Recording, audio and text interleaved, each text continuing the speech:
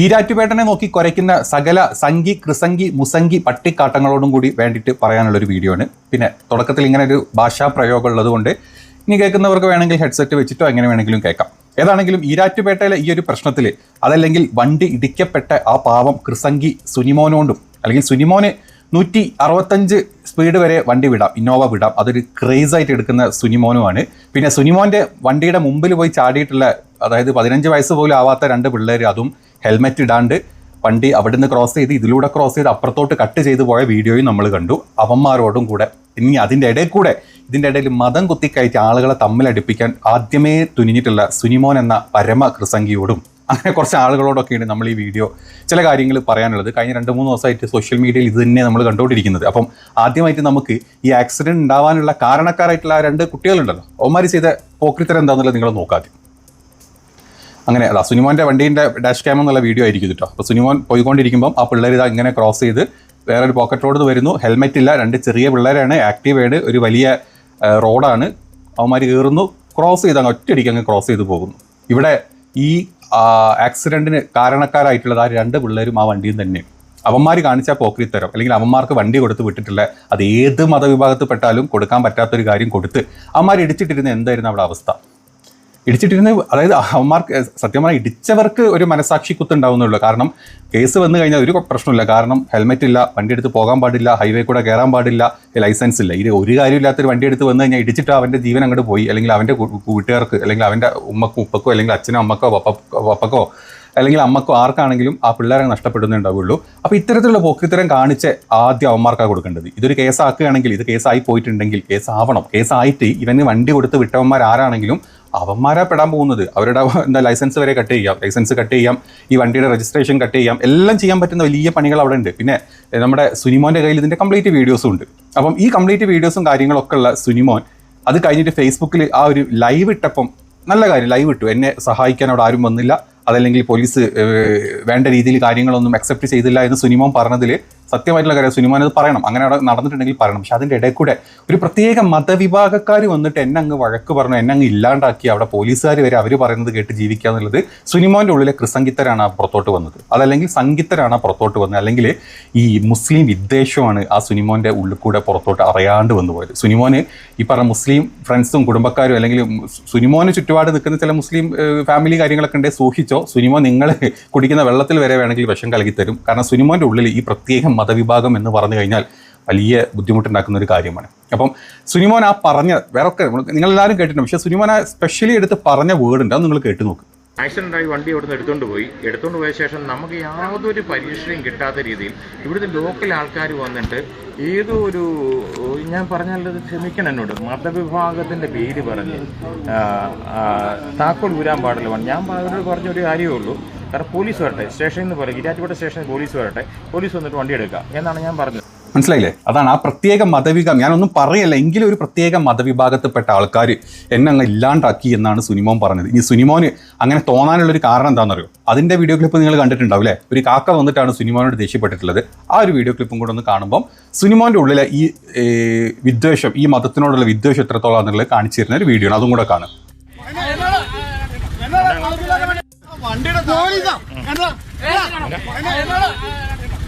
അതും കണ്ടു അപ്പം നമ്മളല്ലേ. അപ്പോൾ ഈ കാക്ക അവിടെ വന്ന് സംസാരിച്ചതാണ് വലിയ പ്രശ്നമായത്. കാരണം കാക്കയുടെ തലയിൽ തൊപ്പിയുണ്ട്, താടിയുണ്ട്. അപ്പം തൊപ്പിയിട്ട അല്ലെങ്കിൽ താടിയിട്ട വെള്ളയിട്ട ഒരു കാക്ക ഒരു മുസ്ലിമാണ് എന്നുള്ളത് അറിയാം. അപ്പം സുനിമോൻ്റെ ഉള്ളിലെ ആ ഒരു മുസ്ലിം വിദ്വേഷ വികാരം അറിയാണ്ട് പുറത്തോട്ട് വന്ന് വീഡിയോ ഇട്ട സമയത്ത് സുനിമോൻ അതങ്ങ് പറഞ്ഞു. ഏതാണെങ്കിലും കാക്ക അവിടെ നീ ഒരു ക്രിസ്ത്യാനി അല്ലടാ, നീ ക്രിസ്ത്യാനിയായിട്ട് ഇവിടെ വന്ന് കുരയ്ക്കുന്നോടാ എന്ന് പറഞ്ഞിരുന്നെങ്കിൽ നമുക്ക് പറയായിരുന്നു കാക്കനെ പിടിച്ചായിരുന്നു നമ്മൾ ആദ്യം അകത്തുണ്ട്. ഇവിടെ അതല്ല, ഇവിടെ പോലീസിൻ്റെ പേരും പറഞ്ഞിട്ട് അവിടെ ആക്സിഡൻറ്റിൻ്റെ പേരും പറഞ്ഞിട്ടാണ് ഇവർ തമ്മിൽ അടി ഉണ്ടാകുന്നത്. അല്ലെങ്കിൽ സുനിമോൻ ഈ കുട്ടികളുടെ വണ്ടിയുടെ താക്കോൽ എടുത്ത് വെച്ച് അതൊന്നും ഒരു കുറ്റം പറയാനില്ല. ചിലപ്പോൾ പിള്ളേർ അതുകൊണ്ട് മുങ്ങുമെന്ന് പേടിച്ചിട്ട് താക്കോൽ എടുത്ത് വെച്ചില്ലെന്ന് കുറ്റം പറയാനില്ല. അത് അവിടെ ഉണ്ടായിട്ടുള്ള സംഘർഷം ഉണ്ടായിട്ടുണ്ടെങ്കിൽ അത് അവിടെ അഡ്രസ്സ് ചെയ്യുക വേണ്ടത്. അതല്ലാണ്ട് കാക്ക വന്നിട്ട് പോലീസിനെ വിളിച്ചെന്നൊക്കെ പറഞ്ഞാൽ അതൊക്കെ എടുത്ത് പക്ഷേ അതിൻ്റെ ഇടയിൽ ഈ മതം കുത്തിക്കയറ്റി സുനിമോൻ ഈ മൊത്തം കേരളത്തിലെ ആൾക്കാരെ തമ്മിൽ അടുപ്പിക്കാൻ ട്രൈ ചെയ്ത ആ സുനിമോൻ്റെ ഒരു വലിയ മനസ്സുണ്ടല്ലോ. സുനിമോൻ പണ്ടേ സ്പീഡിനെ ഇഷ്ടപ്പെടുന്ന ആളാണ്. സുനിമോൻ്റെ പ്രൊഫൈലിൽ ഒരാൾ എടുത്തിട്ടൊരു വീഡിയോ ഉണ്ട്, അതായത് ഏപ്രിൽ 8-ാം തീയതി സുനിമോൻ ഈ ഇന്നോവ എസ്ക്രോസ് അല്ലേ വണ്ടി, ഈ വണ്ടി എടുത്ത് പോകുന്ന സമയത്ത് 165-170 സ്പീഡിലൊക്കെ സുനിമോൻ വണ്ടി വിട്ടിട്ടുണ്ട് കേട്ടോ. അതിൻ്റെ ഒരു ക്ലിപ്പ് ഉണ്ട്, ആ ക്ലിപ്പ് ഡിലീറ്റ് ചെയ്ത് പോയിട്ടുണ്ട്. പക്ഷേ സ്പോട്ടിൽ തന്നെ ഏതോ ഒരുത്തന്നെ അത് വീഡിയോ എടുത്ത് അപ്പം തന്നെ ഒരു കമൻറ്റിൽ ഇട്ടിട്ടുണ്ട്. അതും കൂടെ ഒന്ന് കണ്ടിട്ട് വരും. സുനിമോൻ്റെ സ്പീഡിൻ്റെ കൊണ്ടുള്ള ഇഷ്ടം എത്രത്തോളം ഉണ്ട് നമുക്ക് മനസ്സിലാക്കാൻ പറ്റും. അതുകൂടെ കാണും.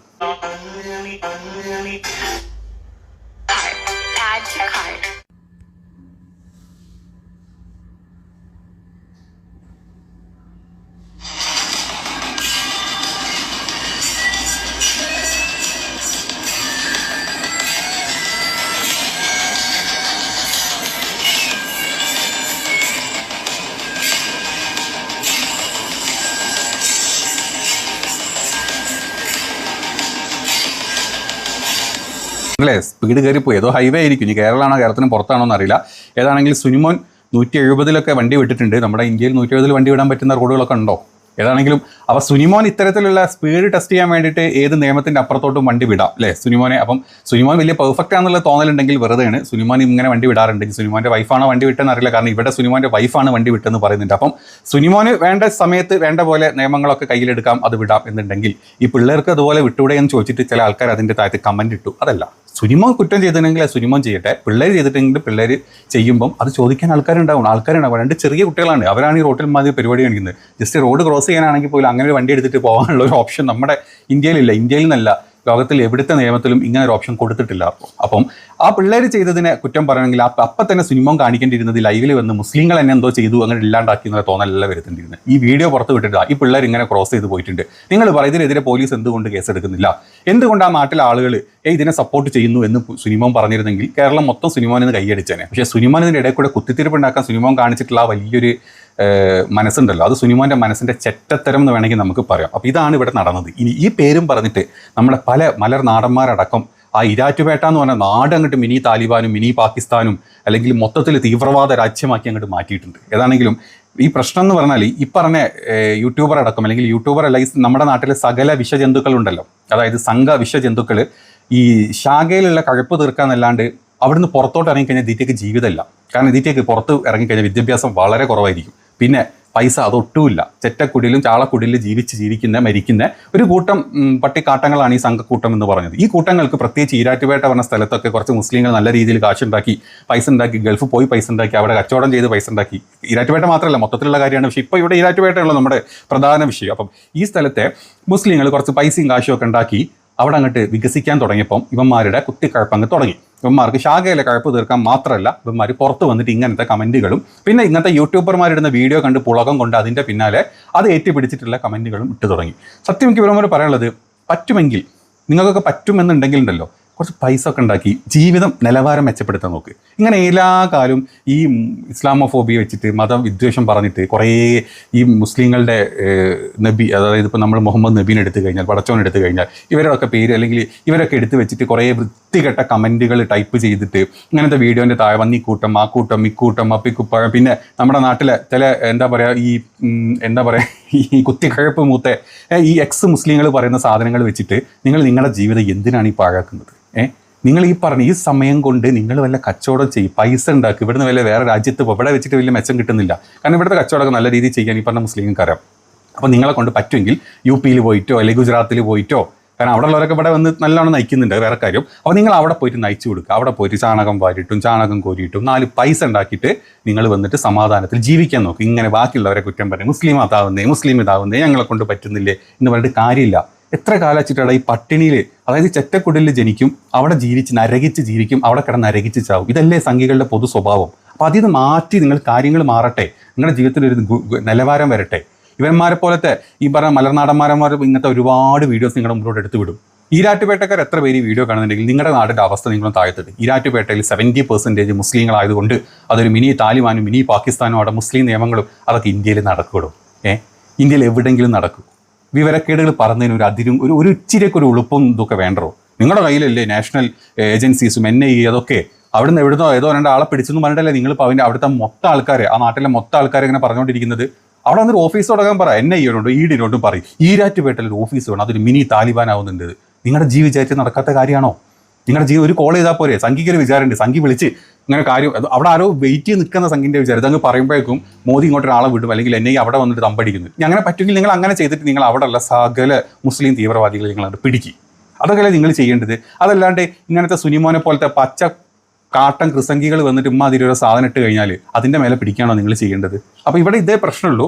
ഈ പിള്ളേർ ചെയ്തത് നല്ല ഒന്നാന്തരം പോക്രിത്തരന്മാർ ചെയ്തിട്ടുണ്ടെങ്കിൽ അതിനെതിരെ ആ നാട്ടുകാരും പോലീസും എല്ലാവരും എതിരെ നിൽക്കുക.